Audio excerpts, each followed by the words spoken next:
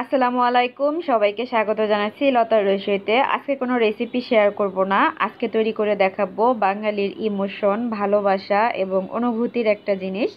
আশা করি বুঝতেই পেরেছেন কি তৈরি করব। আজকে তৈরি করব ভীষণ মজার মশলা চা। যারা আমার মতো একটু আলসে প্রকৃতির আছেন তারা কিভাবে খুব সহজে একটা মশলা চা তৈরি করে নিতে পারবেন এক চুটকিতে, সেটাই করে দেখাচ্ছি। তো প্রথমে আমি হাঁড়িতে নিয়ে নিয়েছি গরুর দুধটা আমি একটু ঘন করে নিয়েছি, চাইলে কিন্তু গুঁড়া দুধটা দিয়েও করতে পারেন। তো এই যে মশলা চাটা দেখতে পাচ্ছেন, আমি কয়েকদিন আগে একটা পেজ থেকে কিছু প্রোডাক্ট অর্ডার করেছি, তো ওখান থেকে আপু হচ্ছে আমার জন্য এই গিফটটা পাঠিয়েছিল। এটা হচ্ছে রেডি মশলা টি। এখানে আপু সব কিছু একই সঙ্গে দিয়ে রেখেছে। তো এটা দিয়েই চাটা আসলে মূলত আমি বানাবো, কিভাবে তৈরি করতে হয় সেটাই দেখাচ্ছি। এই যে আমি আমার প্রয়োজন মতো চা পাতা নিয়ে নিয়েছি, এখানে 2 টেবিল চামচ পরিমাণ আছে। আমি একটু কড়া লিকারের চাটা পছন্দ করি। আর এখানে কিন্তু আদা, দারচিনি, এলাচ, মানে মশলা চা তৈরি করতে যা যা লাগে সব কিছুই দেওয়া আছে, আপনাকে আলাদা করে আর কিছুই দিতে হবে না। তো দুধটা বলক চলে আসার পরে আমি দিয়ে দিলাম চা পাতাটা। অনেক সময় হয় কি মশলা চাটা খেতে ইচ্ছা করলেও, আমার ক্ষেত্রে হয় আর কি, আর কারো ক্ষেত্রে হয় কি না জানাবেন, আদা ছেঁচা, মশলা বের করা, এটা করা ওইটা করা খুব ঝামেলার মনে হয়। তো এই কাজটাকে ইজি করার জন্যই কিন্তু আপু এই উদ্যোগটা নিয়েছে, এই মশলাটিটা তার পেজে হচ্ছে লঞ্চ করেছে। আপনারা চাইলে কিন্তু আপুর পেজ থেকে নিয়ে নিতে পারেন।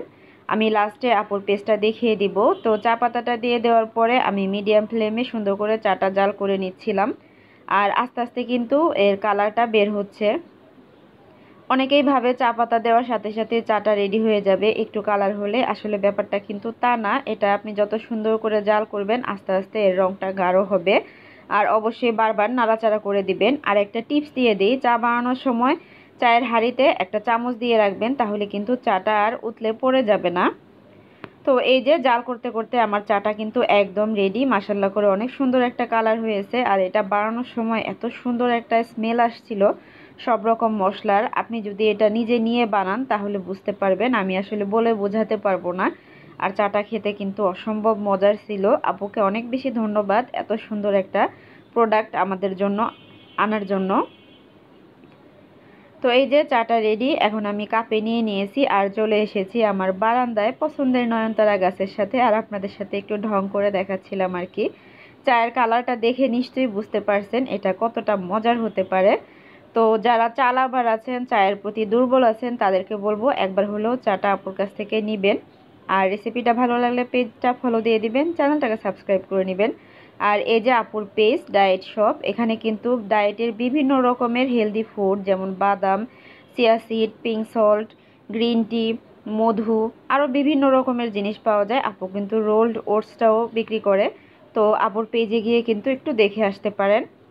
সেই সাথে কিন্তু আপু খুবই ফ্রেন্ডলি, আপুর বিহেভিয়ারও অনেক ভালো, আর সেই সাথে আপুর প্যাকেজিং সিস্টেমটাও অনেক ভালো। তো সবাই ভালো থাকবেন, আল্লাহ হাফেজ, আসসালামু আলাইকুম।